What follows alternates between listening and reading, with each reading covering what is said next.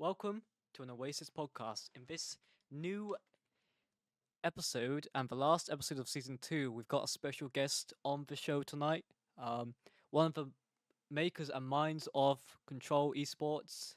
It's Asteriix. Welcome to the podcast. Tell us about yourself. Hello. It's good to be here. My name's Ben, or Asteriix is my gamer tag. I'm one of the four owners of Control. There's me, Will, George, and Harry. I'm more focused on the business side of things and the teams, sort of, whereas the others focus on the separate departments like marketing, which I'm not particularly good at, I must say. But we all do our own things, all cogs in the machine. Okay, and tell us a bit about how you got how you became one of the people behind Control. How does that start?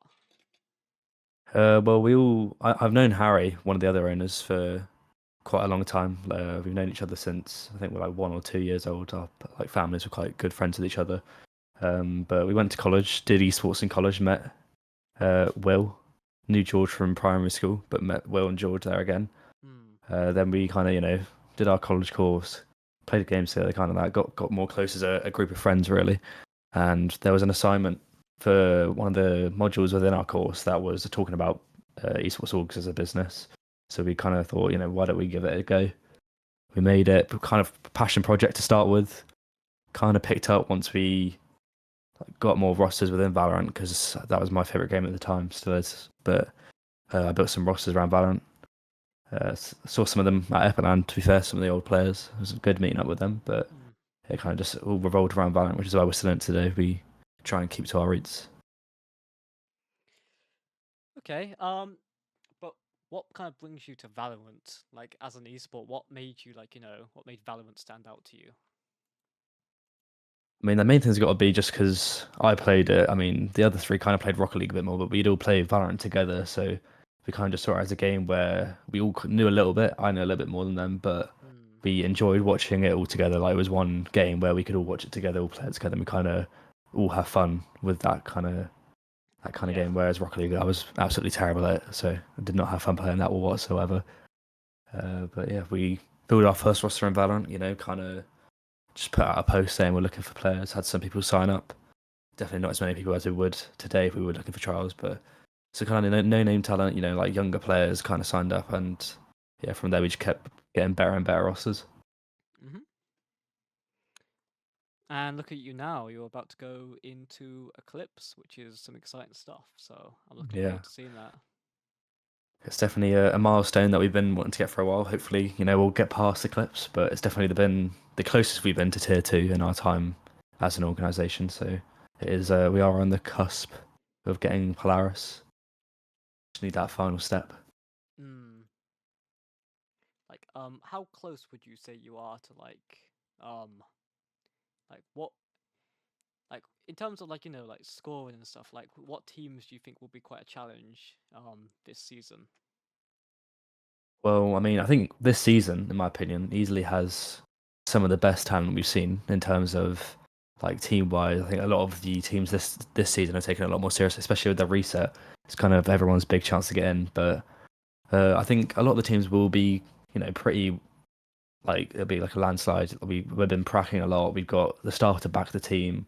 I believe in our players a lot. They're all very good individually, and as a team, I think they're quite a cohesive unit. I think the teams we're struggling against the most would be the ones where they were invited, the old tier 2 teams. So there's yourself, there's the Ruddy roster, which I think is I think it's a kind of a mix of some of the old players. There's I can't remember what the other ones are signed to, but just those old tier 2 teams. I think NXT are also a strong contender, but I think we'll be able to push past them as we have done previously in Premier. So there's my view on that. But I guess we'll see on the day. Everything could change on the day. You could be having an off day. You could be having a great day. So we'll have to see. But my hopes are high. True, and also it depends on the maps as well and stuff. Do you think you've Definitely. got a favorite map that your team likes to play? I'll be honest with you, I'm not quite sure. We've been practicing, a lot of maps with the new pool changes as well. But practicing a lot of maps. I think we'll probably be quite comfortable on most maps, but I won't reveal too much of what maps we favour because yeah, I think we'll be quite dominant on any map we play. I've seen some of the scrims, I've been watching some of the scrims, and I'm quite confident that any map we get good at, like even if it's not our favorite, I think we'll be able to absolutely make it our own and push to the limits. Yeah. Oh. Yeah, as you were saying about Ruddy Esports is interesting because our team is quite like similar to Ruddy Esports because Ruddy Esports is um has Ianto and some sweet and sour Hmm. players as well. And they also have Harambe as well. Um now Yeah, they were also on Requiem and some of those players were also on Sweet and Sour. And it's the same like thing with Oasis as well. Some of them were on Sweet and Sour and some of them were on Requiem. So yeah, this is kind of like a Secret Wars matchup. So it's kind of like like Spider-Man meets Spider-Man pretty much. So yeah. I mean, yeah, it's yeah. definitely.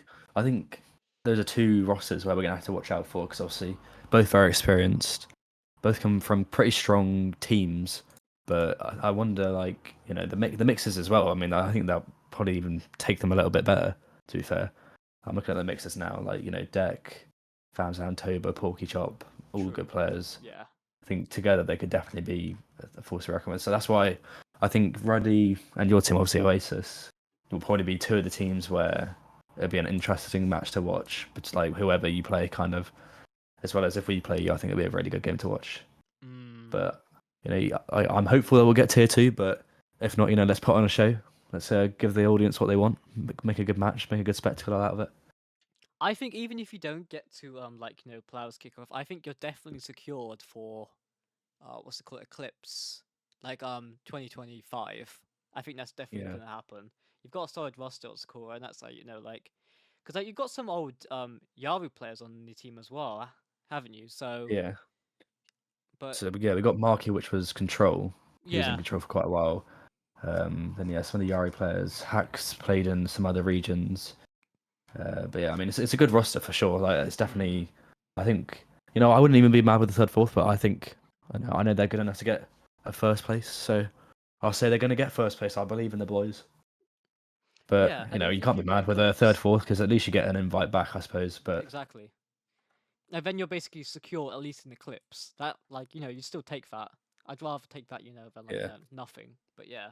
yeah, exactly, yeah. I really like what Uh, you did with Control and like Yari. You kind of merged together to like is that kind of like to help with like finances, would you say, or like just more I don't know. I mean, it's like not neither one of us are really struggling financially, but okay. we kind of said, like we're quite similar in the ways we post on social media.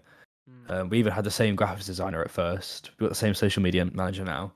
Um, I can't remember how the conversation even came about. I think we were just talking about maybe doing like an event together or something that just never happened. But yeah, I was having a call with Drew, and then I proposed the idea. I think it was when I came back from the Dota 2 finals in Birmingham, I think it was.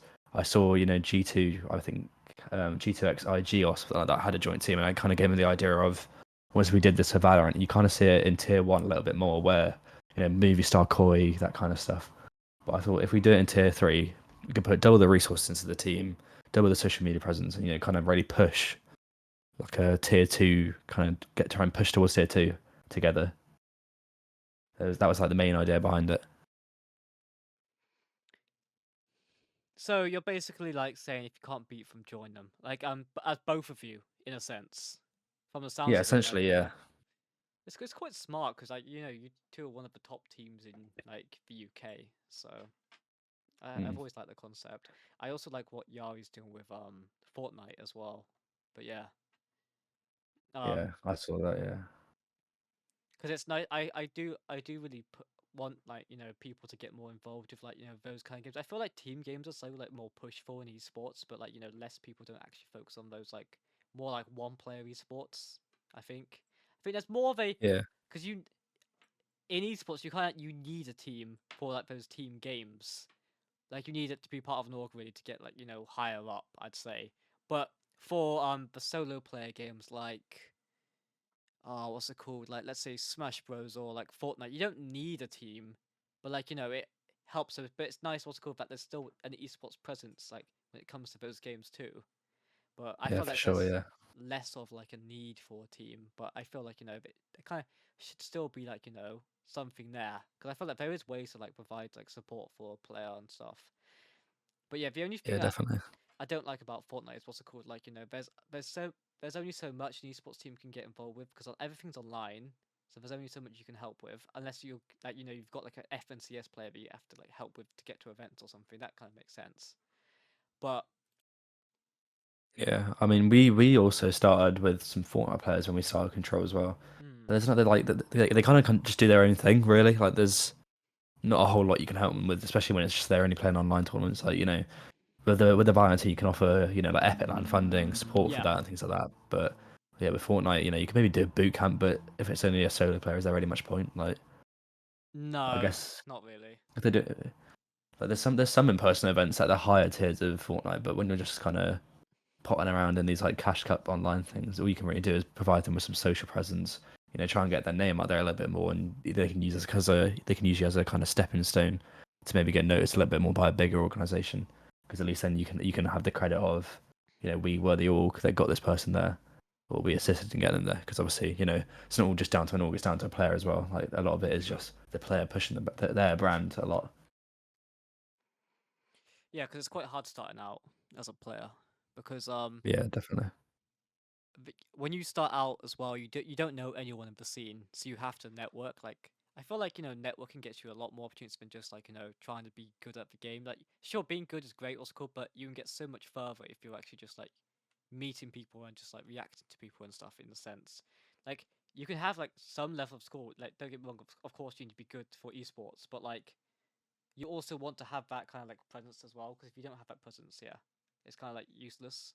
Because you could be like one of those like underground, like underground like teams, like those like those ranked demons that you always see. Yeah, But yeah, definitely. I mean, yeah, I think branding is a big one within anything. Like for all players, everything like branding and esports is like actually huge. Like we're starting off as a player, obviously no one's gonna know who you are. Like you need to make a name for yourself, and then one of those big things you can do is just creating like a personal brand that is actually strong. You push it as best you can. You do all the networking at like the things like EPIC.LAN, where you kind of just you talk to the players that are there, you talk to the teams, you kind of try and befriend them, get yourself known. And I think that's one of the best ways to do it. And that's why, like when we started out, obviously Control, we had no funding behind us. It was just a mm. group of like 16-year-old students that had like I just got my part-time job. All we could really offer players was we'll help you push your personal brand on our social media channels, and even then our social media wasn't anywhere near as good as it is now.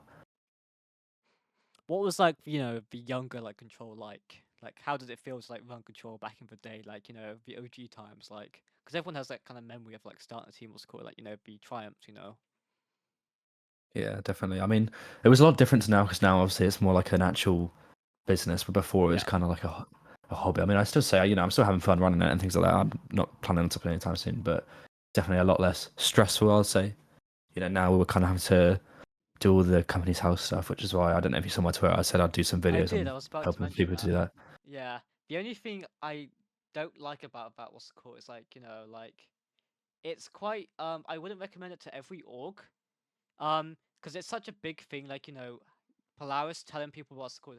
That's the only thing I don't like about Polaris offering that. I understand like with the whole tax and like, it's because it's an international event, it makes sense. But at the same time I kinda like, don't like that Polaris is for enforcing that because a lot of people don't realize what they're signing up for. Sure, it costs like £10 to make a company, but there's also so much behind that as well. Yeah, Cause definitely. I actually hate how the government like does the company shit. Like Yeah, it because that's why sucks. kind of why I wanted to do the video because a lot of these teams are kind of just signed up as companies just to be eligible for it. Yeah. But I don't think they realise it's not just as simple as paying the £10 or £20, however much is to sign up. You got to submit your accounts. If they're wrong, you're going to get fined. If you submit them late, you're going to get fined. We're not talking about like £5 or £10 here. We're talking about a minimum £200 for each one. You have to submit loads and loads of documents within the first few months. You have to pay GDPR subscriptions because you've got the personal information of the players. You need to pay to protect that information. Mm. Um, you know, business bank accounts. You can't just funnel the money through your personal account. You're going to need a business bank account to keep track of everything. There's just a lot of factors where I think a lot of teams didn't think about it. So I'm going to try and go through that, kind of explain a little bit more, talk about from our experience. Like we were very Yeah. close to getting fined because we didn't know we had to sign up for Mm, corporation tax, 3 months in registering your business, otherwise you can get fined a lot of money. yeah, But luckily, I got it on the we got deadline. fined.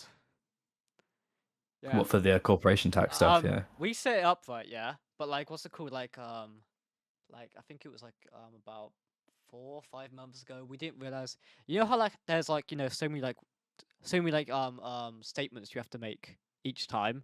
Like there's one for like yeah, a week's like statement, and then there's one for like a whole year, and then there's a yeah, one for yeah. like a week, and then there's one for a year.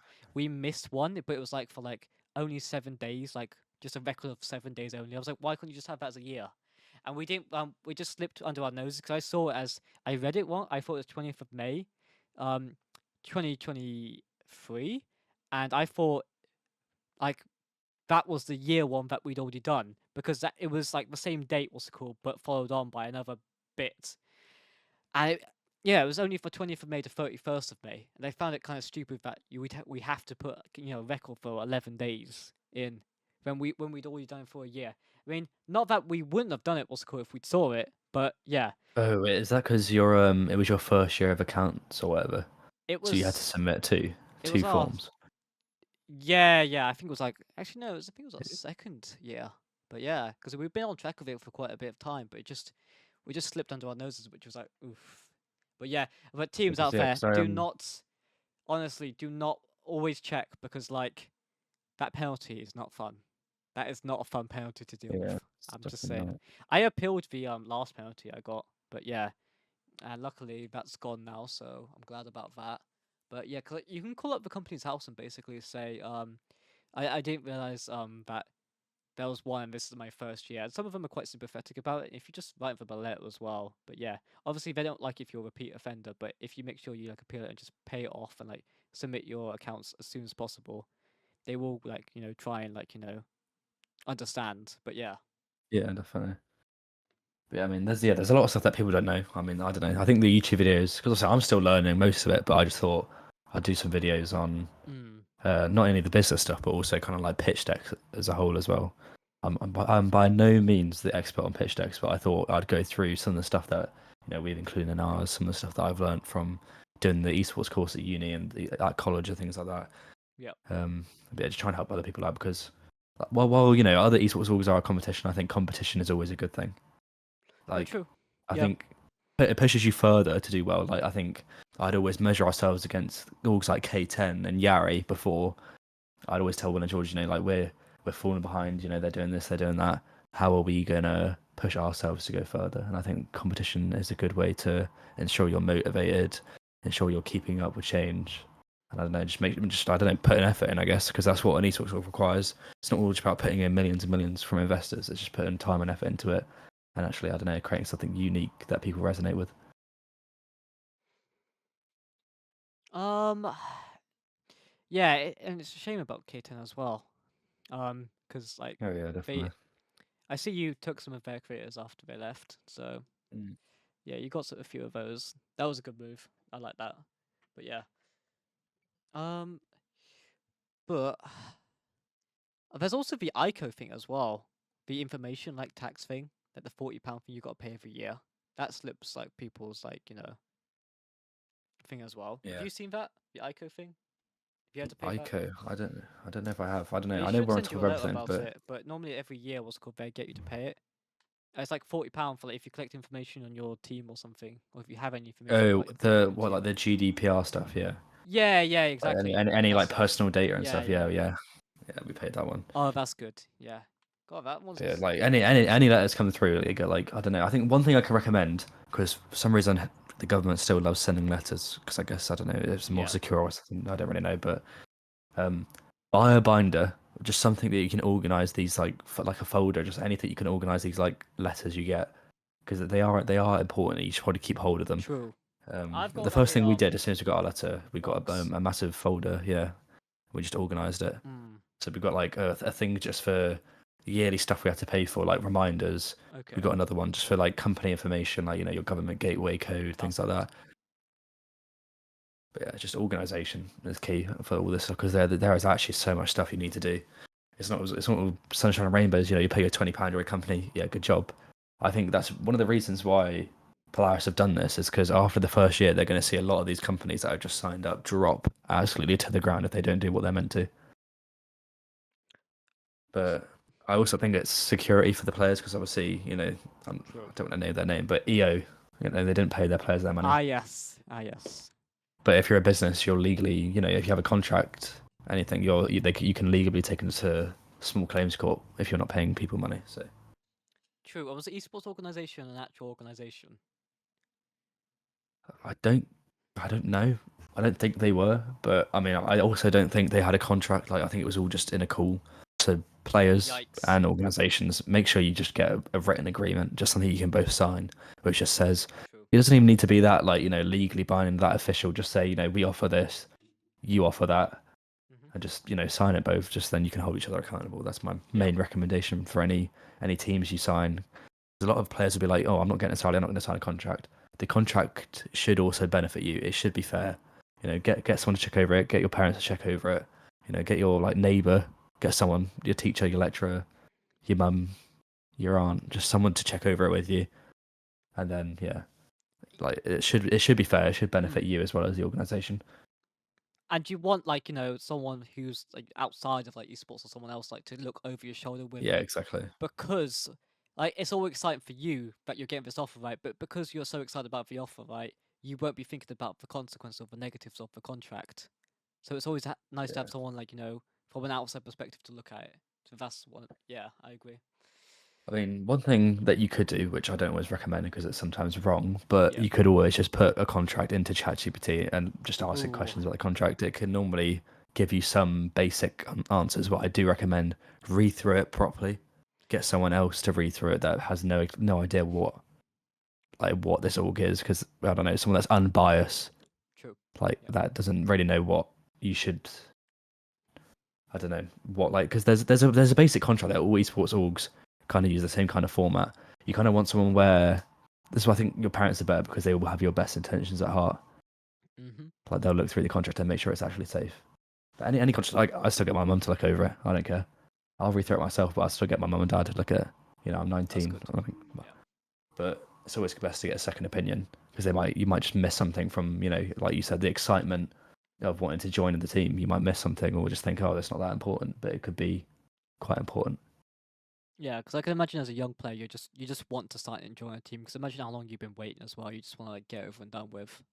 But just to have your name. The amount of times you see on Twitter, all these contract things, even with do you remember the Tfue one, where I think with FaZe FaZe is getting absolutely yeah. Even that, I don't know. But if an org's getting 80% of your money, you're doing something wrong. True. Especially if you're playing online. If it's an online tournament, do not settle for 80%, unless you're getting some really fast salary, and even then, maybe not. But I think the majority of tier 3, especially Valorant, which is the one I know most about, will probably just have. I think most contracts will have an online. They all will have an online take and then a LAN take as well. So I know for the ones that I go to, the Yari players, I basically said read through it, let me know if you're not happy. But I always every contract I give anyone in any division of game is we'll take X amount if it's an online tournament, and then it's normally quite a low amount, and then we'll take X amount for a LAN event, because obviously if it's a LAN event we paid for, we'd want to kind of try and make a little bit more back from that.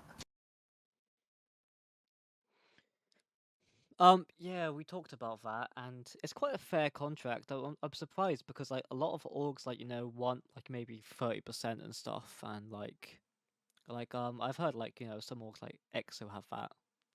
So you're offering quite a good deal for those players. But what is some no-nos you would say to organizations about contracts? What you against basically? I think one thing I'm against is, I think buyouts are fine, right? Yep. But putting people in a massive contract locked when you're in tier 3 is, in my opinion, a bit of a strange thing to do. I'm not being funny. I think if your player has a better offer, you should try and support that player to get that offer. For one, it looks good on you. Let's say I've got Marky, and then Liquid call him tomorrow and say, oh, we want to sign him. And I go, oh, sorry, he's on a contract for 6 months. I would rather him go to Liquid, because for one, I actually care. If you want to join an org, look for an org that actually cares about you, for one. I want Marky to go as far as he can, even if it's not with us. I can still say, look at Marky. That was my bloody player. Look at us go. You know, for two, I don't know. Why would you want to lock players anyway? Because if they're underperforming, like if they want to leave, it's only because the team's underperforming. So surely you'd kind of want to look at your options as well. Three, I don't know, just a bit of a twat move, really. Yeah. I think buyouts are fine. Don't make it outrageous. But even then, always check. I think always check with the player if they're happy with the contract. True. Yeah, okay. So what are some things like that you wouldn't want an organization to put in a contract? Not like cons, but more like stuff that, like can like bankrupt an org. I think don't promise something for one that you don't have. Look, esports organization. There's also I don't Yeah. know. I don't know if you saw our Twitter, but we picked up a CS team out of the blue.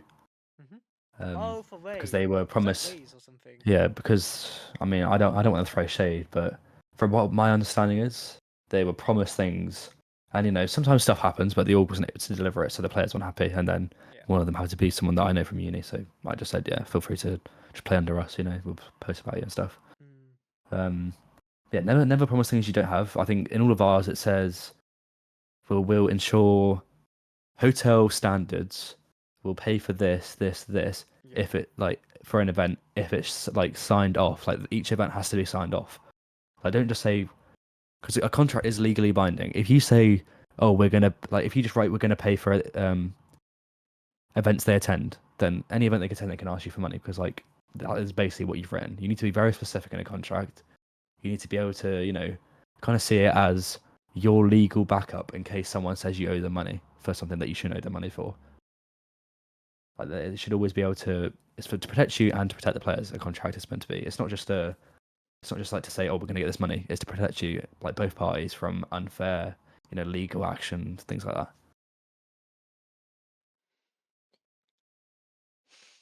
Mm. Yeah, I feel like most players should be in a contract on a team. Like, even if it's like, I feel like a lot of tier 3 people don't like contracts mainly because of the shady, like, ideas behind them, but I feel like it's a lot more safer to be on a contract rather than a gentleman's agreement, so, yeah. Yeah, no, I agree. I think there's a stigma around contracts that is like, oh, if I sign this, I'm going to be stuck with this org for X amount of time. No, you just But gotta read it. no, just Yeah. yeah, just read the contract. Make sure it doesn't say in there, you got to fucking stay with us for the next 200 years. Otherwise, then yeah, maybe don't sign that one. Hmm. But just be honest. Like, always be honest with players. Players be honest with orgs. Just say, I don't like this. Can you maybe change it? And then normally, if it's a decent org, they'll just be like, yeah, no problem.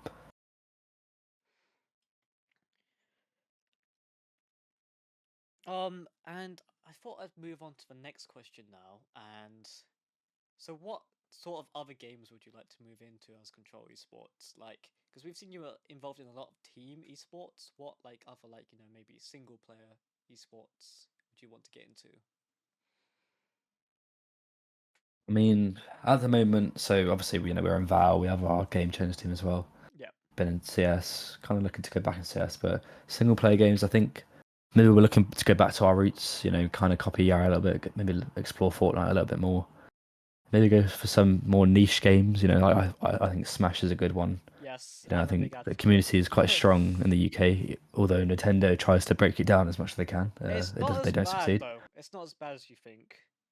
Like it's more Yeah, like no, I they mean copy we've each other. sponsored Smash events. Hmm. We sponsored a Smash event at our college before. Oh, sick. Um, so I spoke to some people there. So yeah, I think it'd be quite interesting to go in like a more niche esports where it's quite more like community based rather than all big flashy events. Yeah, as Oasis, we're more like on the Smash side, even though we have a Valorant team and stuff like the CS team. We more got into esports because of the Smash Bros starting. Because we like the grassroots aspect of like Smash Bros and a bunch of the other FGC games. It's just the community's a lot more like involved and stuff with the thing, and like basically that's how all the esports events are run, and that's what we prefer. Some teams try to get involved like Luminosity or maybe like Panda Global back in the past, but I like how like community built everything is rather than like relying on other like third parties to like first party stuff to like run it, because like I don't really like the regulations behind some of the games, and you know, and you're not really gonna be hindered with sponsors that much. I'd say because like the only thing I don't like about like Riot Esports is that the sponsor limitations. Yeah. There's a lot of limitations like no crypto, no gambling.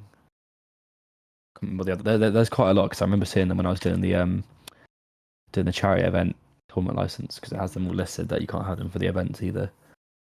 But yeah, because I think that's one of the reasons why we kind of look towards CS as well, because sponsors, there's like way more freedom regarding what sponsors you can have in CS.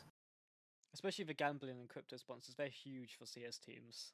Yeah. But yeah. I mean, obviously, I don't condone gambling, Mm. gamble responsibly and Yeah, yeah, yeah. whatnot, but like they like the most money is from the gambling sponsors. Obviously, unfortunately, they do make a lot of money as companies, but I'm not saying that I'm going to sell my soul just to get a gambling sponsor, but most CS rosters do have some kind of skin gambling or just gambling in general sponsor behind them. True. But now I'm kind of wanting you to get into Smash now. But yeah, Well, we'll have honestly, to see. I'll get our Brett. What's his name? Prof. I'll get Prof. I think that's his name. I wouldn't know. I'll have to look. Can't remember. I met quite a few people at the one we had at our college, Mm. but I don't. Is it Ludwig? I think he hosts Smash events as well in America. Yeah, yeah, he does. There's. Yeah. I thought you were about to say you have a connection with Ludwig then, but yeah. Oh God, I wish. God, like this guy's clouted, man. But yeah, um, but I know some Smash players as well. So yeah, if you're looking for some Smash people, I can show you some of the ropes as well for like the PR and stuff and like how it works. We have a Mm. Smash tournament in that we do like we're meant to do weekly with Crunch, but yeah. Yeah, really. Mhm. Pretty cool. We like. Yeah, we sponsored one before Mm, called Dare to Shine. I don't know if you know no. that one. It's just it was one we hosted at college. So we had some pretty good players. We had I don't know if you know who Frenzy is. Yes, Frenzy's the one of the. I think he's the best. One of the best players in the UK. I think he might be the best in the UK. Yeah, so he But yeah. played at there. But,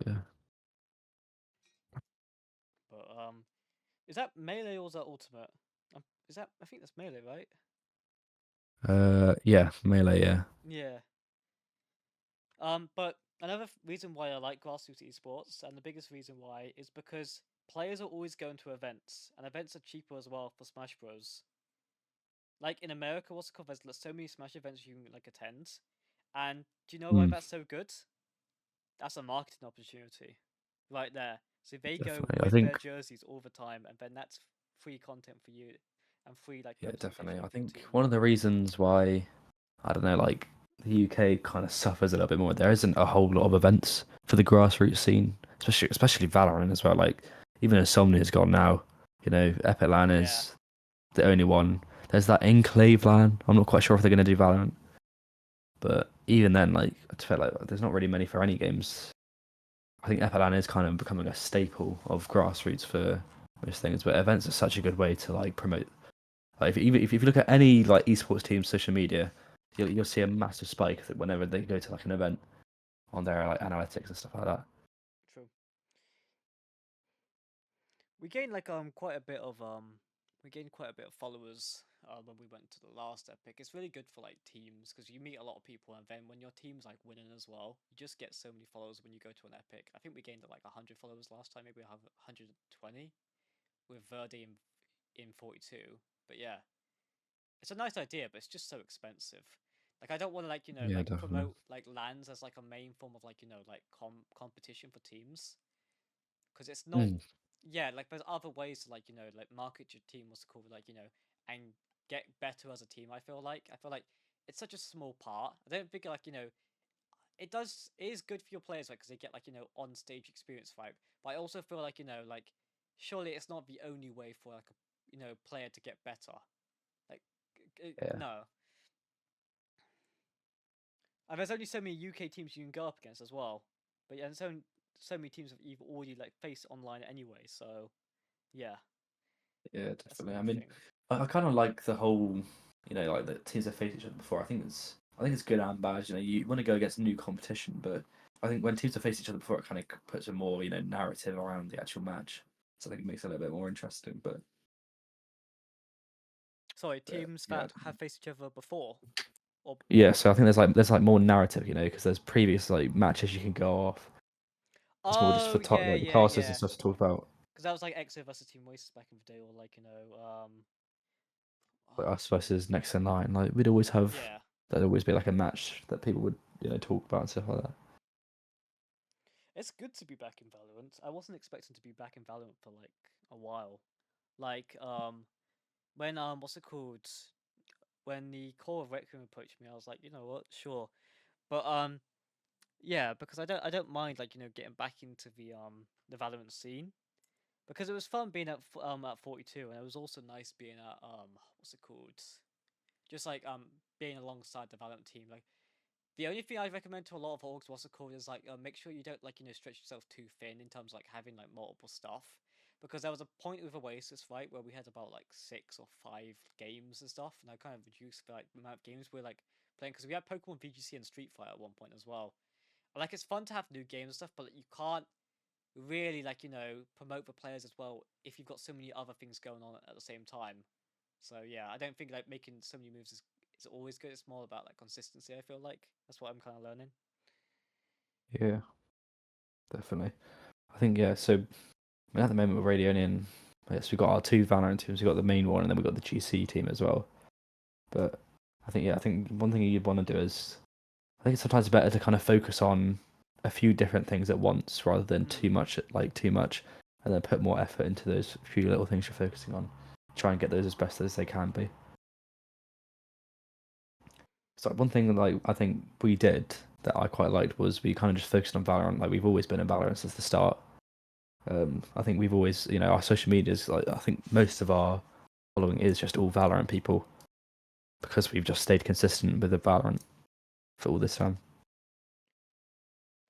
Do you feel like that can also be a negative as well though? I mean, definitely because you're restricting yourself to like a singular fan base Hmm. sort of. So I think when we do our CS posts, they don't do it anywhere near as well as the Valorant ones because people that follow us are there for Valorant. But I think that is kind of like the learning curve. Like, don't focus on too much, but also don't focus on too little. You got to find like the perfect amount that you want to put your effort towards. Because I suppose you Because don't I want to be think, known for us, like a full like just one game because yeah, it puts you in the corner. yeah, because now we're yeah, like don't get me wrong, we're trusting Valorant. Like we could get a roster, all the players would be like, oh yeah, we've heard of Control. Some of our friends have been in there. We know they're trustworthy. But like if we try and go into CS, no one's gonna know who the fuck we are. Like Hmm. no players are gonna randomly go, oh yeah, let's just try and Control because they've never heard of us. But I think that's why you got to kind of diversify what games you're in, but also don't go into too many games. It's all well and good. True. Like I think it's kind of seen as like kind of see it as like water. Don't put your water in too many cups because then otherwise you'll have like no water in 7 cups. It's better to have a little bit of water in 3 cups than no water in Yeah. 7 cups. If you get what I mean. It's kind of a weird analogy, but No, no, no, it works. hopefully it makes Yeah, yeah, sense. yeah, yeah. It's just be don't put your eggs in too many baskets. No, Yeah, exactly. yeah. Oh, don't, yeah. I mean, the sayings don't put all your eggs in one basket, which I guess also ties into our point of don't Oh put god, yourself in a corner of. I messed that one up. All right. I mean, it still adds to our point. To be fair, like we're True. saying how you shouldn't just stick to one game. Yeah, and it's the same thing for content as well. So like, what's the plans for like Control esports content? I don't know. We've been doing a lot more recently on the content side. I mean, there's some videos. Like I think we've got 7 videos recorded that are being edited right now. That's good. I don't know if you saw we released an Among Us one, which did pretty good. Definitely our best performer out of the videos so far. So just gonna try and I think maybe do 2 or 3 videos a month for long form starting Hmm. with this month. We're gonna try and get 2 per month out at least, and maybe hopefully 3, depending on how long videos take to edit. Because obviously, it will kind of depends how much footage there is. Short form content, kind of dabble on that a little bit more as well. We've got a new editor just to kind of make some more personalized content for TikTok, not just stupid memes me, Will, and George are thinking of on the day. Don't know. I think we want to try and do a boot camp at some point with the Valorant players. Kind of inspired by the whole K10 kind of thing, where they did a boot camp, made a lot of content around it, because I think that works quite well. You get your money's worth from the boot camp that way. Yeah, I definitely think content's something we're going to be focusing on a lot more, because as much as numbers aren't the only thing sponsors want to see, they are a big factor that plays into growth as a whole. What do you think sponsors want to see? I think sponsors want to see progression as well as numbers. Like, I think it's all well and good, saying, "Oh, I've got 1 million impressions this month," but is your audience, next month, is your number shit? Is your audience actually engaged in the content you're making? Because you can get 1 million impressions, you can get 2 likes. And it's unlikely, but obviously, I think they'd favour something where it's a bit more personalised.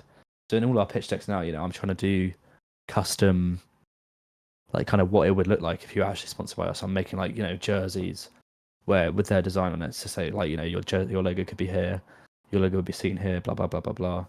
And if you go to EP10, it's gonna be there. You could do events, whatever. It's about painting.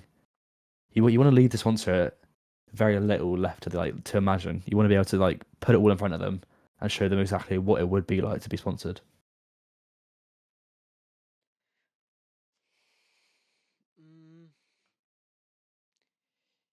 Yeah, and I feel like I don't recommend like orgs just like like trying to like just get a sponsor immediately. Like you can't just go up to random people like and also I feel like the fact that some orgs also go for like affiliate codes. I also think I'm against that as well. I don't think orgs should like get affiliate codes. I feel like that harms that brand. Like sometimes it's alright, like but like the energy drink sponsors. The classic affiliate scheme. I hate them. I hate them so much. Like, I feel like most like orgs like or teams back in the day would have like gone for this approach, but I don't like them mainly because it kind of makes you feel like quite samey, like you're kind of like part of just like some sort of hive mind or something. And I don't like how they kind of treat you. They just treat you as like another like just like person promoting your brand, and you're getting nothing out of it as well. No one's gonna go on the website and use your code. It's very unlikely. Mm. I think the affiliate code thing works well for creators. Oh yeah, but not for teams. I think for teams, you want to go for something a bit more personal. That you want something a bit more physical with the sponsorship. So, if you sponsor an energy drink company, like realistically, I'm going to want some of these energy drinks for LAN, like a LAN event that I'm going to with my players. I want them, drinking those drinks. I want them being seen with the drinks. And I think the sponsor should also want that as well. Yeah. But I don't know. I think another thing is don't just make a generic pitch deck and send it to everyone. Make one that's tailored to that sponsor. Kind of think about some unique marketing activations you could do with that company. So, like a drink one, obviously, you could be like, oh, we're taking these to LAN, we'll be doing posts about how energized we feel. Yeah, cool, well and good. But that's kind of like the obvious master thing. I'm not going to try and like break down a whole pitch deck, but, trying to think of some unique activations that maybe they're not seeing from other people that have approached them. And make the actual pitch personalized to them. Don't just give them the generic, oh, look at our numbers. We have Jersey. You can be on Jersey. Make the actual pitch look like make the effort. Make it look like you've actually gone out of your way to make a pitch specifically for them. Like recently, I've been kind of trying to incorporate some different like branding colors from them into the pictures. I've been adding their products onto the slides, been adding their logos to the slides, and making it kind of tailored to them, making our story kind of showing how your story fits their brand guidelines and brand narrative, sort of, is what you need to try and do.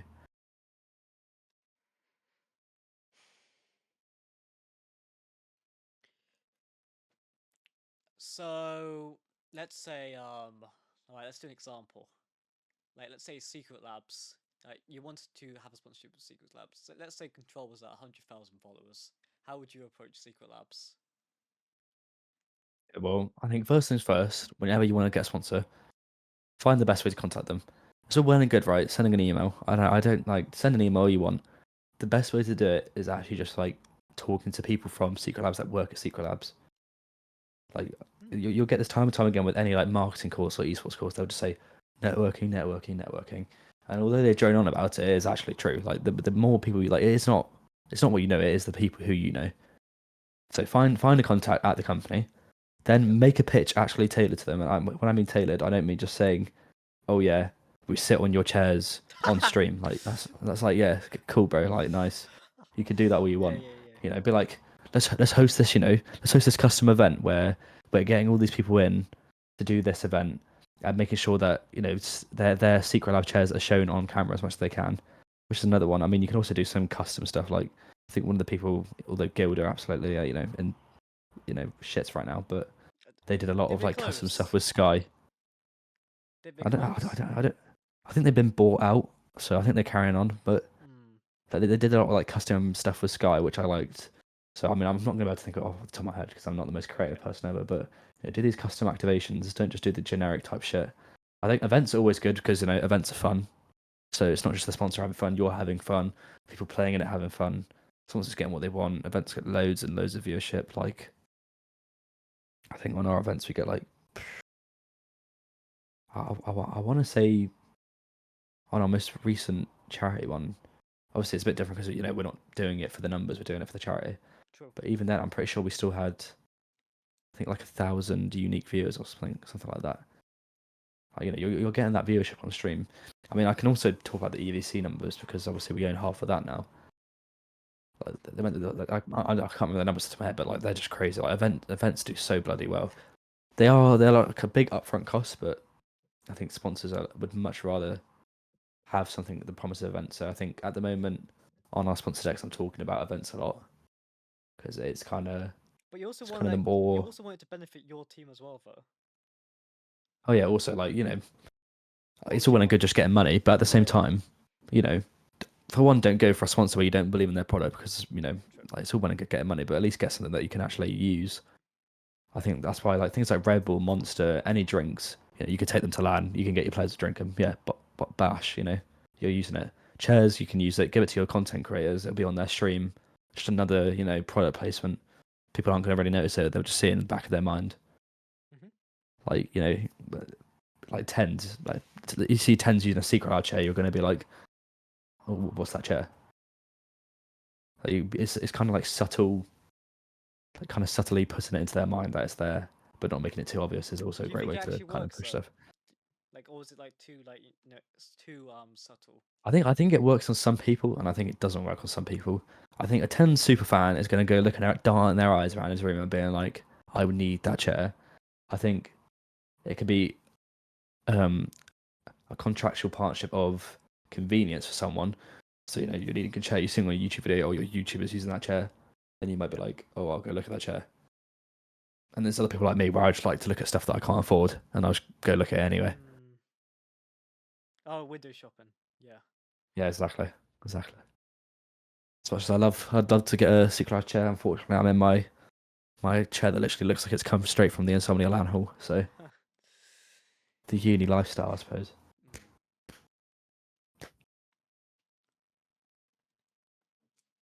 Yeah, I'm just thinking like, because like you want something that also benefits your org, like, because as well, like you gotta think like, because like the main thing like as an org, I would want more so is like help with LAN events. Yeah, Because that's the big one, because that's the one that kind of kills orgs, in my opinion. But yeah, God, like make sure like you actually save up for it as an organization. I'll just say that. Like, God, I am I not think just paying for it all out next time. But yeah. yeah. So one thing we offered with our previous control roster on Valorant was we'll pay for tickets, you'll pay for hotels. Mm, It's right. I'm not gonna lie. Most players are pretty reasonable when it comes to that. Like you're literally paying for half their event. true. So yeah, there's that. Look for a sponsor where they're either going to be happy to kind of fund events, like maybe include on your pitch deck, like X amount per year plus two events. You pay for us to go to two events. You can include that on your pitch deck, but also just maybe it's like when you get money, kind of before you like get a final number, kind of think, what am I actually going to do with the money? Like, what do I need to spend it on, and use that to kind of base your pricing off. Because I'm not gonna lie, you're not gonna get you're not gonna get 30 grand or something from a sponsor at this kind of level. You might be lucky if you get a few thousands. Which kind of think like before you even get the money, what am I going to do with that money? What do I need, and then what do I want? Like right now, all Control really needs is we have our Twitter blue, our domain. That's all we really need to keep Control running. What do we want? We want to be able to attend EPIC.LAN because EPIC.LAN isn't just. I always see EPIC.LAN. The benefit is always more on the presence and branding side rather than the prize pool side, which I think is equally as important, even if not more. Because realistically, you're going to get like what 20% max from a prize pool from the players if you're actually a nice person. Like, it's not really going to do you much good. But oh my lord, the bloody like the promotion you get from going to these lands is actually crazy. And also, just the people you meet as well, like EPIC.LANers, overclockers, Intel. I mean, there's also just the EPIC.LAN staff. Like most of their staff are pretty nice. Will have connections. True. Just to speak to those people, We spoke about sponsors before at 42, and I remember you said what's it called, like the meta really isn't like going for like these bigger brands. It's more about like having partnerships with like colleges and like universities. Yeah. Tell me a bit about that because that's interesting. I mean, so there's a lot of universities that do these esports courses now. Yep. I know a lot of them have facilities. So my one's Staffordshire Uni. I go to Staffordshire Uni. So we've got the arena. A lot of these places will want people to come use their arena to promote it. Mm-hmm. And also they kind of want to support grassroots as well because let's say Control rocks up. I'll use my uni as an example. Yep. Let's say Control rocks up with the Staffordshire Uni thing on it. We're quite known within the college space because of us starting our org in college. I think people are going to be more inclined to check out that uni if there's an org promoting them that they trust. So it works well for the uni. You can use the uni as your kind of like base of operations as well. Really, like like the uni Staffordshire Uni has the esports arena. I think College of Esports have stuff. Confetti and Nottingham have stuff. I think Chichester. Don't really know what they have, but all of these places have the facilities. Like there's no like all these big events, like tier 1 events, and booking out the O2 Arena and things like that. You can be booking out these uni things for a bloody bargain, if I do say so myself. Like I can't remember off the top of my head how much it, but it was a pretty good price. And you could be hosting these events, promoting yourself even more. Yep. And then I don't know. I think one thing we're so I'm going to try and host an event maybe at the uni next year. Just as because I'm at the uni, might as well use the shit. But like the equipment they have is absolutely like it is actually industry level stuff. There's no point NSC, going Is it NSC? NSC. Yeah, No, that's Will. Will works for NSC now. Oh, right, yeah, right. No worries.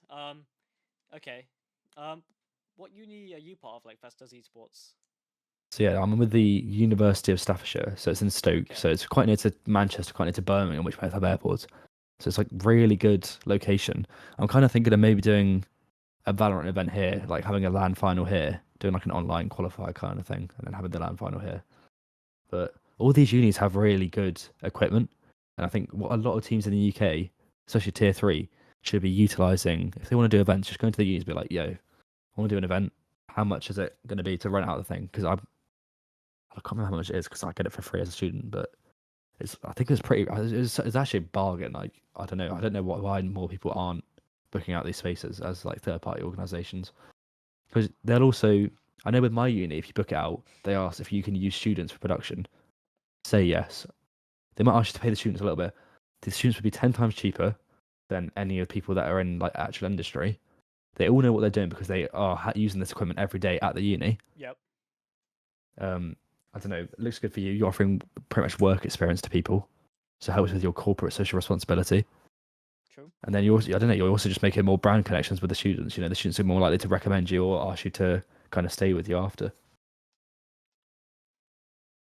Yeah, that's why I kind of think the education space is king, especially in esports. I actually have some ideas myself now for doing that. Do it. Get it done. Start cooking. It's nice that like there's so many like because the most esports like classrooms as well. They're so good for like a boot camp kind of situation. Definitely, yeah. You could just like book out like one of those like esports classrooms, like because they've got really good machines, and what's it called? They've got it set up where you could probably do like get like a 5v5 idea. Well, I've got a really cool idea, but I have to wait.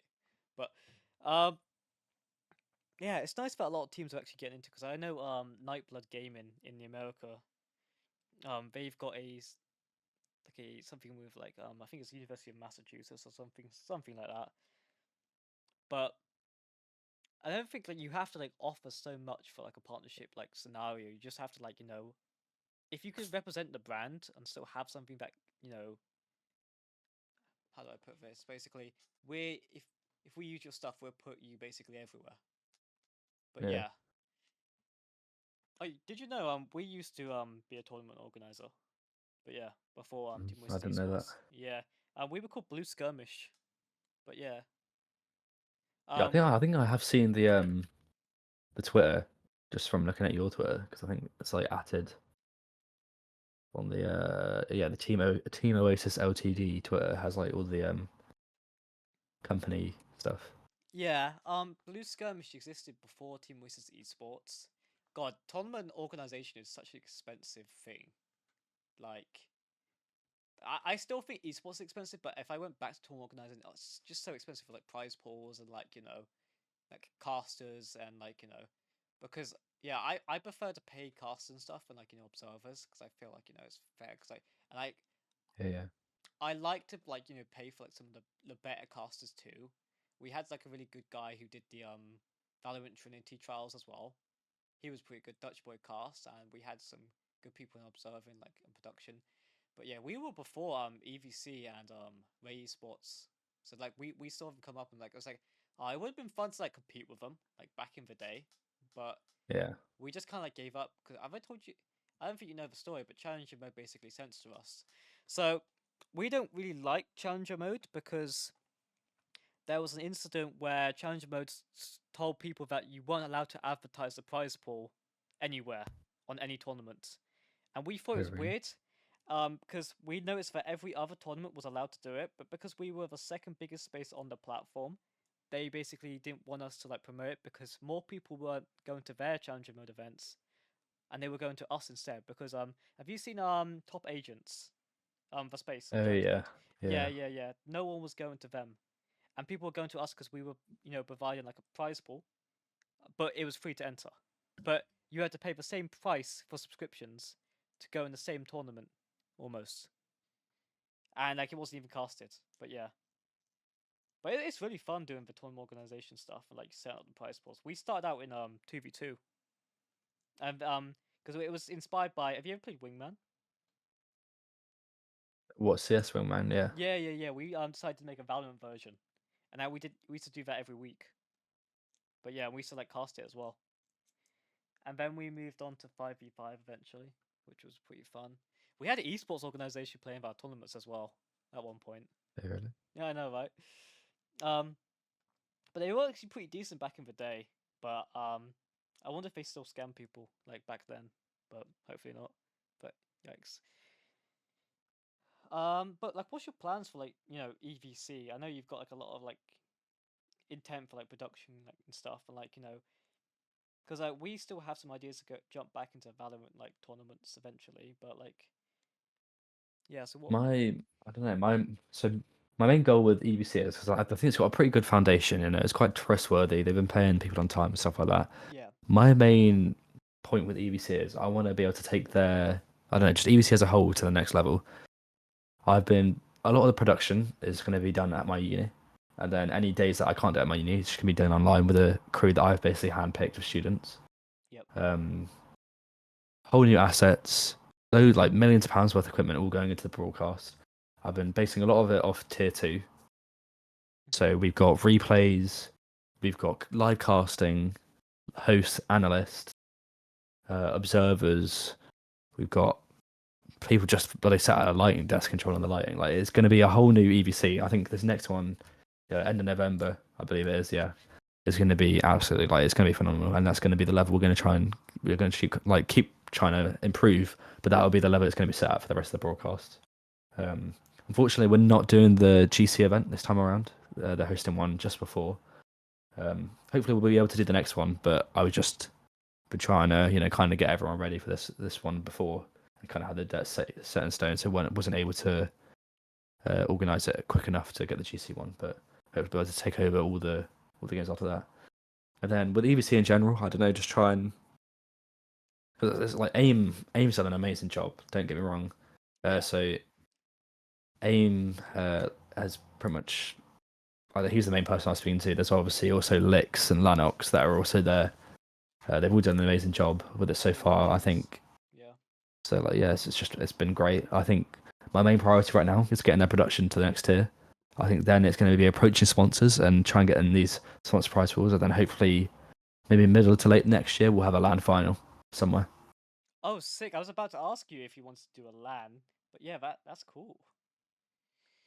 Yes, we had a few offers in regards to that. That's why I mentioned College of Esports. I know that they offered one, but I think we're going to try and do it at my uni just because while I'm here I can get it for free. So we'll take advantage of it as best we can. True. But yeah, hopefully a LAN final. I'm thinking either we do like the upper final, maybe at LAN, and then the grand final. Just we have like 3 teams, or we'll just have the grand final LAN. But either or, I don't know. I think both would be good to start with. And then maybe one day if we can get enough sponsors, we can do one where it's got every team at LAN. We could kind of have them playing. But obviously that's a dream. But so I just kind of push it to the next level, kind of, because I think it's a really good staple at the moment for the tier 3, especially during the off season. It gets a bit boring when there's no like tournaments going on. But yeah. True. But then also with especially, beacons, like, beacons is yeah. beacons right now. There's not even an official stream. It's been Mickey and that lot doing their own like community stream for it, which is a bit annoying that there's no actual stream. I quite like that there's like when there is a stream because it's good for your branding. Like it just helps you get your name out Well, there. that's what I mean. Like, if there's no stream, what are we benefiting? Because did you know like Ireland and that lot all got like a LAN final for theirs? Oh yeah. So like the Ireland's Beacons tournament had a LAN final. I But think so did UK the one didn't. in Yeah. Denmark. But the UK, we didn't even have a bloody stream. Like, I'm not being funny. It's not that much to ask for, really. So I don't know. I saw a tweet from Bodork or something asking about he wants to be like an official off-season event, and hopefully we can try and get that with EVC because I think that'd be good. So you want to become the official like league of like UK like to qualify. Well, I don't know if I don't like. I mean, that would be good. Like if we were the people doing that, I think we'd be able to do it a lot better than. I don't want to like slate Neil because Neil's people doing it now, but like I think even just getting a stream, like I think that would just take it to a better level. Like thank God for Mickey, big up Mickey. Yeah. I can't remember what his ad is. I think it's like Mickey Prod or something like that. Mm-hmm. Thank God he's doing like these community streams and all the people working on that. Because without them, there'd be no representation. There'd be nothing to watch. There'd be no real benefit for all to be playing this other than just to try and get to tier 2. And I think the day we start kind of showing off the talent within our UK tier 3 is the day that it kind of slowly dies off.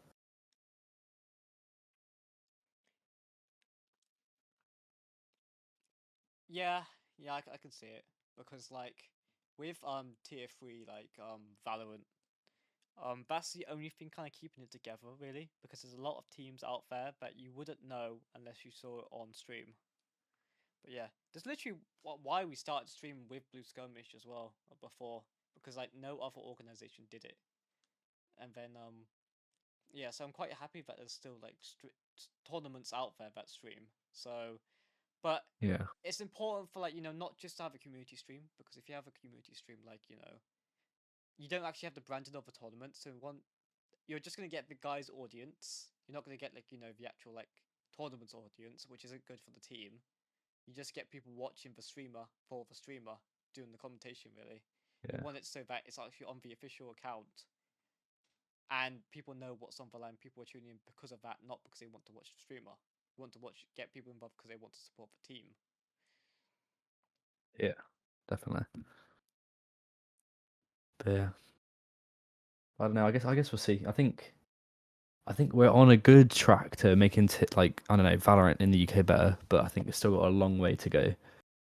I think that things like Ray, the Rainers, and the EVC, it's good stuff during the off season. Allows for some healthy competition, some extra money towards the prize pool earnings, and also, I mean, it's good for talent as well because they can get their, I think it's like 30 Liquipedia points they need for a Liquipedia page, so it kind of helps get them towards that as well if they're working it. But yeah, I'm glad things like that exist. Do you think there should be a tier 4? I asked this to a few people. Um, Probably not. I don't think. I don't really see the point. I mean, there's definitely. Well, I do and I don't because there's a skill gap from like the worser teams in tier 3, but I think just That's making a what I tier thought. 4, there's no point. Like, there's a fat gap between these like FA teams that are competing in the UKC, but I don't know. I think Because, mm, hear me out. it's a hard one. Because what if, like, tier 4 teams, like, could be composed of those FA teams, like, because they, like, think about EXO versus, just some random team that 5 people decide to set up and they're in, like, platinum or, like, diamond. Like, you want something like, I just want it to be kind of like a way for, like, people to, like, still have, like, a chance to get, like, practice what's called without being stomped, like, first thing in the matches. And sure, there is, like, match fixing where people, like, will put people in the right brackets and stuff. But I just want there to be, like, more of, like, tier 3 could be, like, more exclusive, and then tier 4 could be more of, like, an entry level bit. Like, maybe that sounds like I'm locking it down a bit more, but yeah, what do you think? I mean, I see where you're coming from. I don't know. I think tier 3 in general is just not sufficient enough to actually be able to do that. But I do see what I mean. Like, there's definitely a massive like skill gap. But I think in terms of organizations, it's not needed. Like, obviously, we started off with pretty dreadful teams. Sorry, old players, but like they're definitely nowhere near as good as the ones we have now. Yeah. But I think in terms of players, I think it's hard. I think it's harder than ever for players to be able to progress. Because like if you're not in an org, or if you're not like somehow got lucky with some person finding you ranked, you're just not going to be discovered. Which kind of I kind of like the whole idea of the I don't know if you saw it, like the Yari Rising thing. No, no, I didn't see it. So they're kind of doing like that. I guess it's kind of like an academy where they're going to kind of help younger and upcoming talent progress a bit more and get them a bit more well known. So I kind of like the idea of that. I think tier 4 would be kind of useless because there wouldn't be a prize pool for it. Like, they can only just about afford the prize pool for tier 3. And also think, I don't know, no offense to everyone, but not everyone should win. I think it just drives them to get even better. I mean, most of the orgs in tier 3, their goal is just tier 2. But there are some like teams in tier 3 where they kind of just pop up out of nowhere. And like you mentioned earlier, there's like ranked demon teams where they've just kind of appeared out of thin air. Yeah, because you got, like, stuff like Bohm, Neo Bohm or something, like that appeared in EVC quite a bit. If you remember Mm. them, they would, like, just appear and then smoke people occasionally. But yeah, we used to, like, see them in Blue Skirmish under a different name, but they're pretty good. They're like I think they're like a Turkish team, but yeah, they're pretty strong.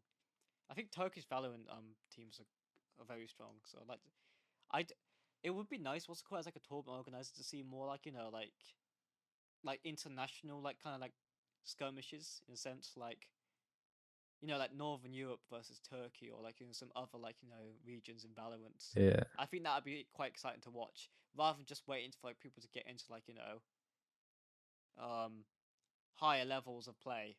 I just think it'd be cool because, like, in different regions, there's different ways to play the game. So what if, what's it called, like, the skill could develop even more, right? If there was more ways to, like, fight against other teams in other areas. I know that there's a ping difference, sure, but, right, if you, because, like, Northern Europe, it's not too far from the Benelux region or some other regions, like, more of the Germanic regions over there. But yeah. I think it would be cool to do like regional tournaments kind of thing. Because also there's what's it called, Spike Nations or whatever. But that's kind of just like a mix of content creators, I'm pretty sure. Oh. But maybe not. I had some actual players, but I don't know not much about it. But I think it'd be cool to see, like a regional event where like there's a qualifier, Hmm. kind of like the Red Bull home ground thing, but for tier 3. So yeah, Red Bull home ground, there's teams like UCAM and stuff like that where they're tier 2, and they kind of just slap every other team in it. I've actually never been to one of those. I would like to go to one of those. Is it like invite only or something? Or like do you have to qualify? How does it work? So your team has to qualify through it. So I think we played in it recently. It was Oh, the during EPIC.LAN qualifiers. though. Yeah, so but I mean, there's so many teams that play in the qualifiers. Like, oh my days, so many teams. Hmm. Yeah, I think so. It's online qualifiers. So there's Red Bull Home Ground, which is I think. So you reckon? I think you. God, I can't remember. It's like a region, so I think you're representing like Northern Europe and maybe a few other countries as well.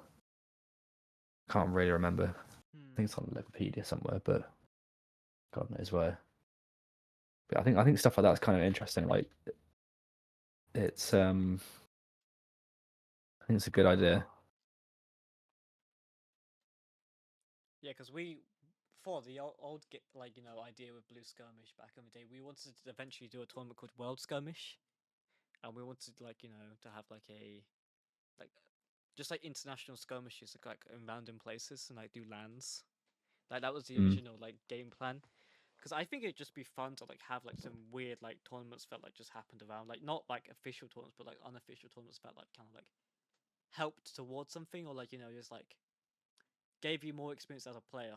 Like not like you didn't have to like be in like Polaris or like beacons, but there was still another way to get experience. Because there's not many lands now, because there's only Epic, so yeah. Yeah. So, yeah, there isn't really a many lands. With I think that Enclave one could be a contender.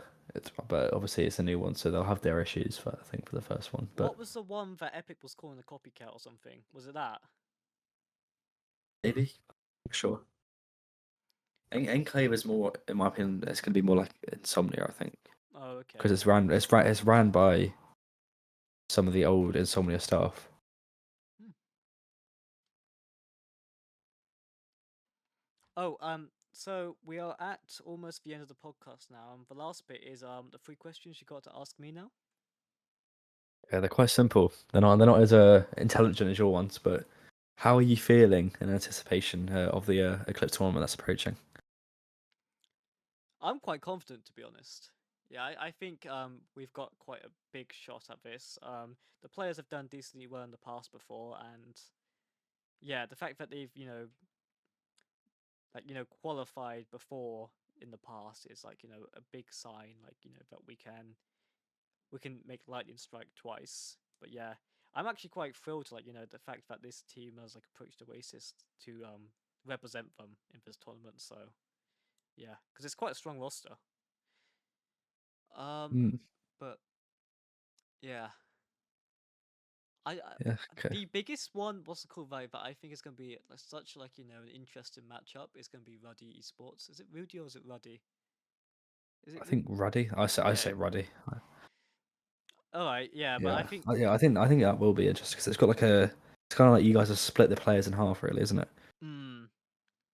I feel like no one's realizing that right now. People are making tier lists, but they don't realize that it's like half Requiem, half Sweet and Sour for both like rosters, but no one's really noticing that for Yeah. Oasis.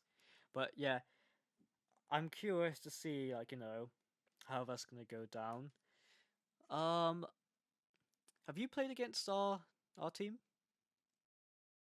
Not your new roster, no. Hmm. I know we've played a scrim. I'm pretty sure against you guys. Okay. Obviously, it's a scrim. Like, it doesn't really mean much. Yeah. But no, I think even then it wasn't even your full roster. I think it was like a trial or something. Oh right. Okay. Uh, Who are you worried God. about? Well, not I, worried, yeah, but like. I mean, I think our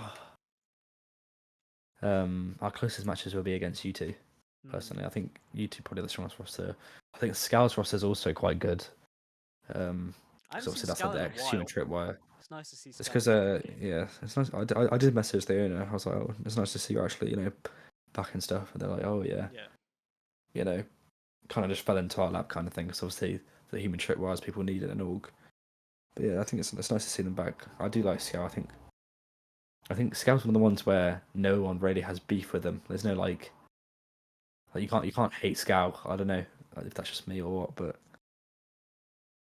I don't know but anything yeah, about them. That's the thing. I feel like they just keep to themselves, really. But yeah, yeah. I kind of respect that though. To be fair, but I think yeah, because the human tripwires they've always been consistently in tier 2. Like they've been able to hold their spot season after season. Hmm. So I think they'd be quite a good team as well. In my opinion, I think all the teams are like pretty bloody amazing in this Eclipse thing. So I think it all comes down to like the day. And unless we're playing, then we're winning every bloody game. No, I'm joking. But Yeah, I hopefully. don't know about that one. I don't know about that one. I think it's going to be. It's a bit of a shame there's no official streams until I think like the semi-finals, but Oh, really? hopefully there'll be some community. Oh, It's all going to be no. community streams again, which Oh, is a okay, bit but sad. But at least there's going to be a stream. Like, there's still going to be a stream. Like, that's not too so yeah, bad. I think I know that some casters were asked if they want to stream it and stuff like that. So hopefully there'll be some good streams. Yeah. Okay. So the next question. These are all kind of tied around the Val Eclipse roster. Do you have any predictions? Like what is your pick'ems for the thing then? Control Esports 13-0. Oh, okay. Okay. I'm joking. Well, do you mean like results? Yeah, so what do you think of the results? Who's going to come first, second, who's going to come third, fourth, Oh, like the tier fifth, list. sixth? Yeah, yeah. Okay, hold on. Let me get the tier list. I just want to have all the teams in front of me. Alright, give me a second.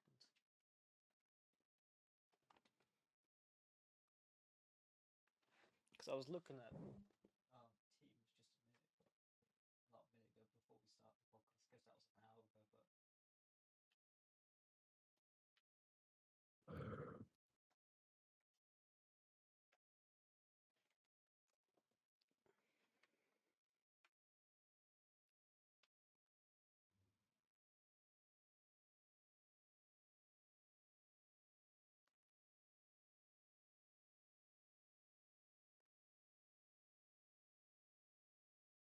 right.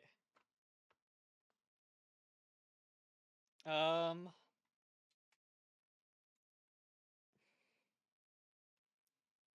Okay, I'm gonna say I think our team's gonna get to Polaris.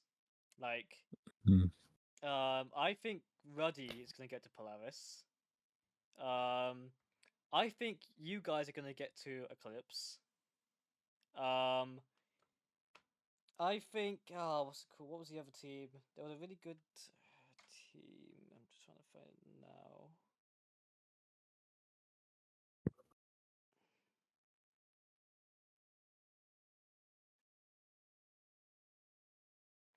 I think Go Next will be 7th, I'd say. Let's see. This King Esports seems like a wild card, This King Esports one. Like I feel like it's like they're gonna be quite unpredictable. I think TSC officials, I think they're gonna get grouped. Unless maybe they get the 7th.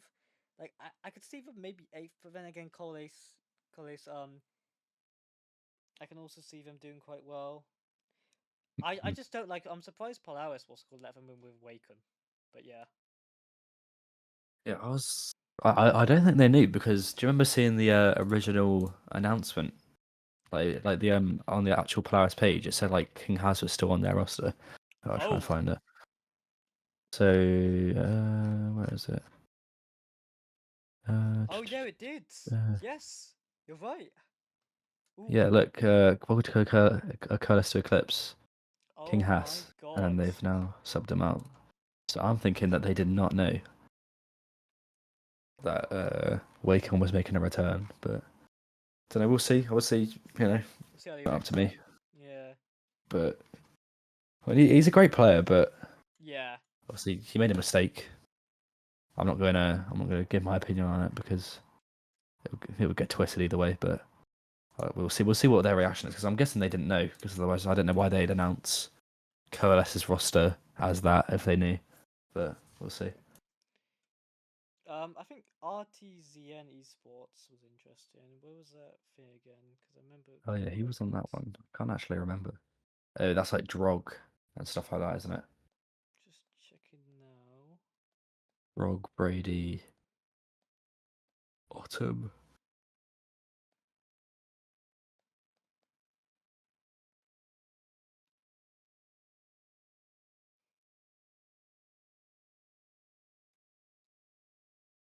Oh, they don't post much.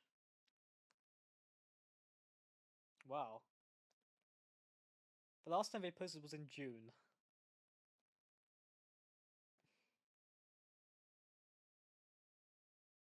Who was that one? RTZN. It's them and Net Services. I'm Kingy. I've not really heard much about, to be honest. I think King is a wild card. Uh, RTZN.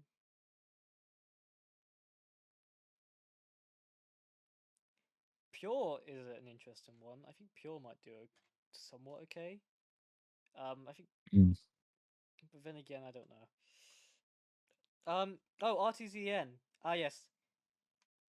I think it's pronounced Brady, but you know what's called? We were gonna sign Apino Orchesteri. I think that's how you say it. Have you heard of that team? yeah, they're a good team. Yeah, Yeah, we before Rec Room approached us, we did what's it called? We were in talks with Apino as well, but we never like sealed anything. Like I just decided not to approach and like finish the deal. And then I was like, nah, I think we'll sit this one out for a bit. And then later Requiem like approached us with a full roster. The problem is when Apino approached us, they didn't have a full like 5 stack. So like we feel comfortable that just going straight in. But yeah, When Requiem slash like one sweet and sour player approached us, it felt a little bit better because then we had like a full like team to like basically say, hey, we're a team and we have a roster to play in, clips, and also um they were already like invited as well as a the core, so yeah, that definitely helped. yeah. What about this Lil Mix team? Very is that Sweden? I can't remember. Little Mix, Little Mix. Honestly, can't remember. Their team is a Maybe. picture of the monkey. They got the logo of a Oh monkey. yeah, they're a Swedish organization. Yeah. I don't Oh know. yeah, I think they were the ones that qualified in the Swedish League, National League. yeah. Yeah. I was gonna say a lot of the UK teams qualified through Premier. There's not too But yeah, so many. well, yeah, There's a lot what of are your teams. thoughts on the whole like region split up as well? Because obviously last time it was like all of Northern Europe was like doing the beacon circuit together, and now it's all like split up into the individual regions. Don't you think there's a lot of UK teams in Val League right now? You think about it, That's you've what I got mean. Yeah. Control, you've got Oasis, you've got EXO. Um, you've Twisted got Saints as well. yes. You've got what's it called? Is it Pure? Does Pure count as one? Pure, yeah, Pure is NXT is also. Are they? Yeah, I think they are. Yeah. Coalesce, obviously. Scowl, Ruddy, true. Oasis. Yeah, I that's mean, a but lot of most of teams. them, like, obviously, only Pure went through the National League. All the, like, so what? One, two, three, four, five. Five of the 6 teams that qualify for Premier are UK based.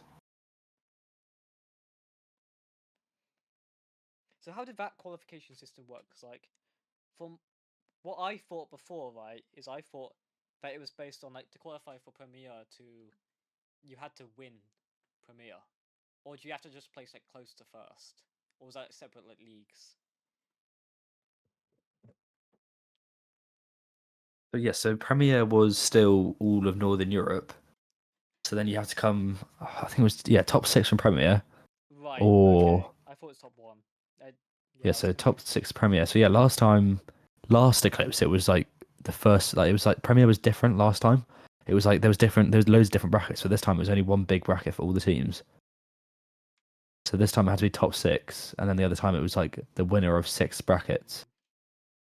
Mm. And then so then obviously one team from each thing of the national leagues. But yeah, and then the 4 invite teams, obviously. Now we've got our I feel 16 Prem teams, not I Prem feel teams, like Eclipse there's teams.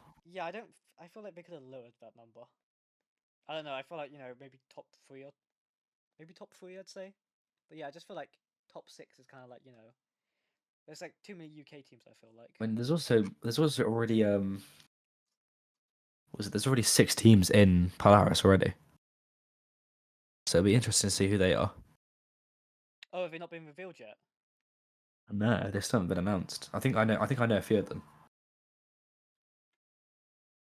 Well, let's see what they were last time. 'Cause clearly some people got invited before, so we can see who won the last one.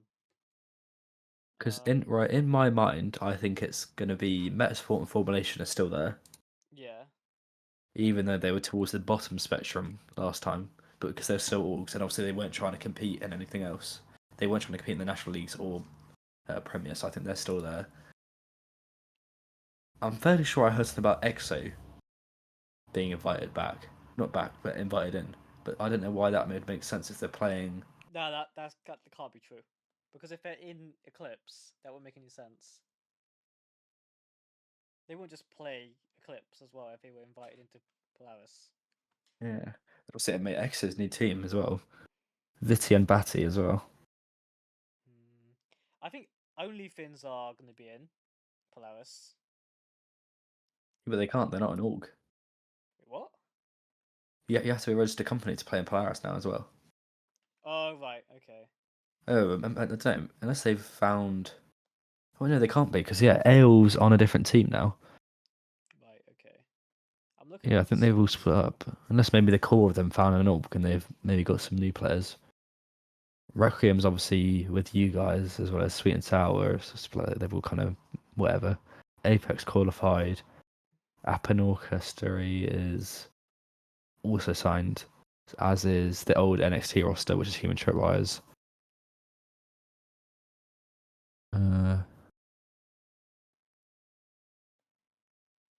Formulation, yeah. So I think Formulation Metasport have gone through. I'm guessing Formulation have maybe gone through with their roster from last season. Curious who the others are.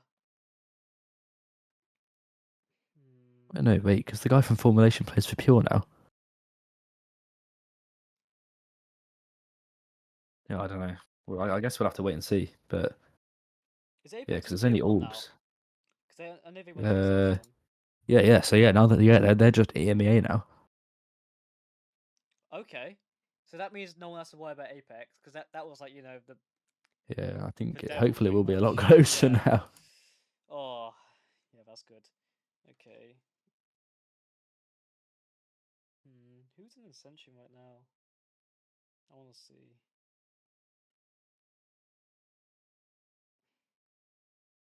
What was last Ascension like?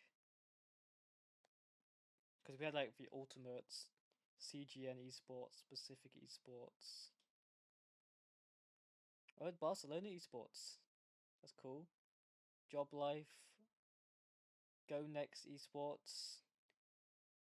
The other team. DSYRE, Saw.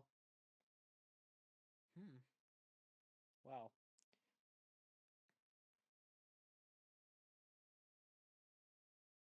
That's exciting. But yeah. Well, I don't know. it's Anyway, anyone's game. yeah, I guess we'll have to wait and see. I'm quite excited to watch. I can't lie. Yeah.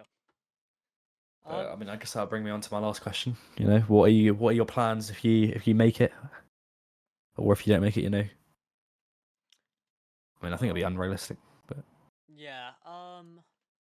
If we make it, we're in the Polaris kickoff, which I'm curious how that works. Like, so you're in. So it kind of sounds like you're just in Polaris, basically. Yeah, I think you are, aren't you? Yeah, from the sounds of it, because it just says kickoff, so that basically just I, means I, like, I, I don't know. I don't know why they've called it kickoff. I think yeah, it's that's what I just was confused some. about. I don't really know why they've just called it kickoff. I think it is.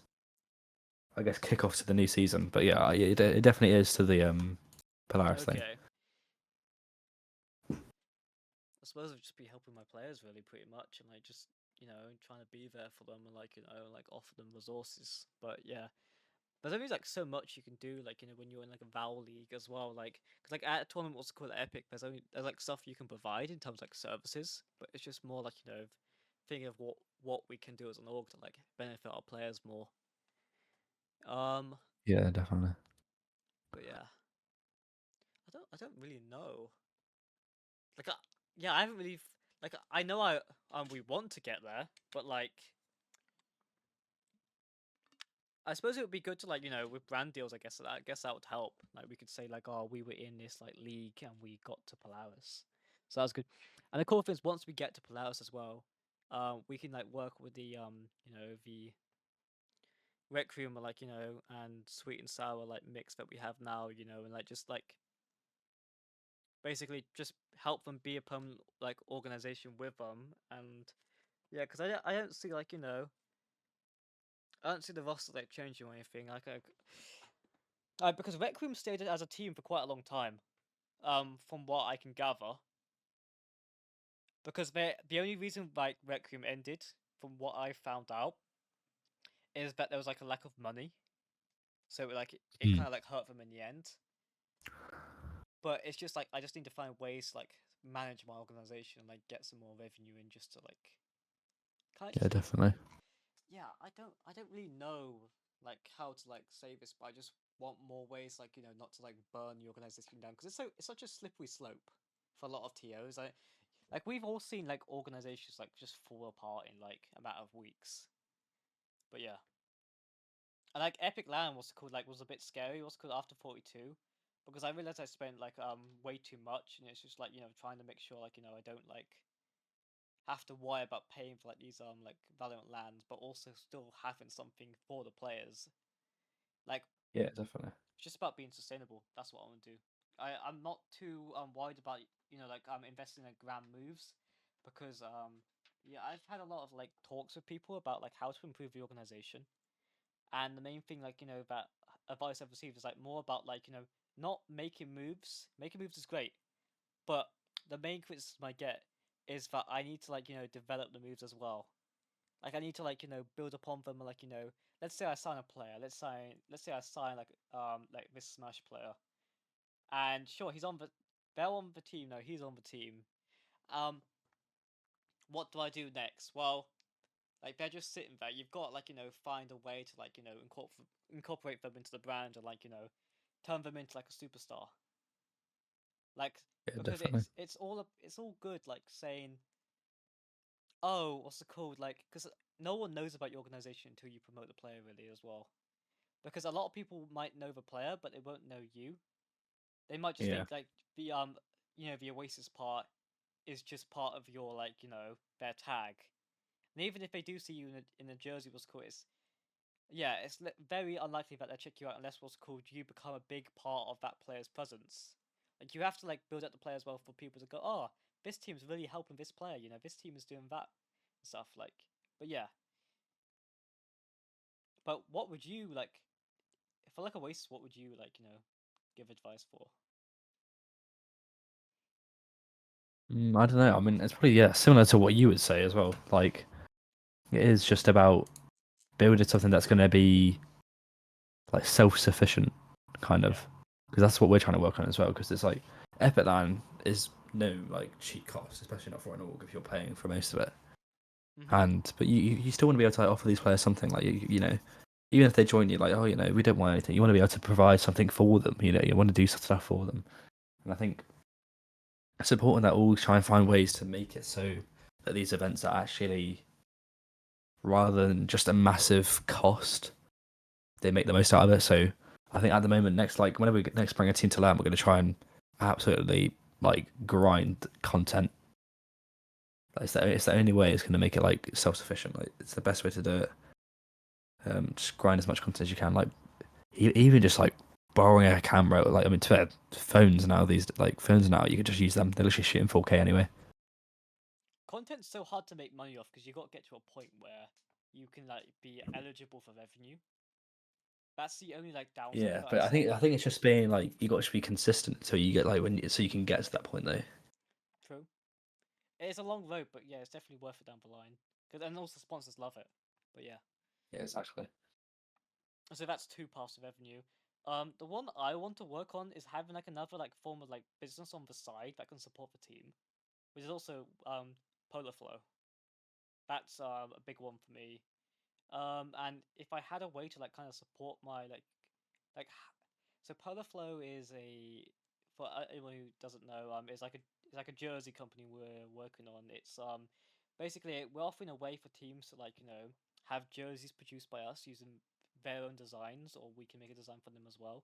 But that's like an independent service for that. But yeah, we just don't like that the fact that there's not many like people that offer jerseys for quite a cheap like price, and we think it's kind of like shady that a lot of like people are overcharging for jerseys, like because if you have to wait 48 days for a jersey, there's no point buying the jersey because that player didn't go to the event wearing your brand, and there was a missed opportunity. But yeah.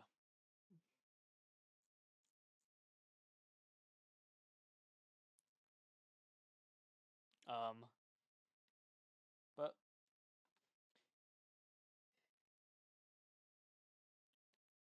yeah, I guess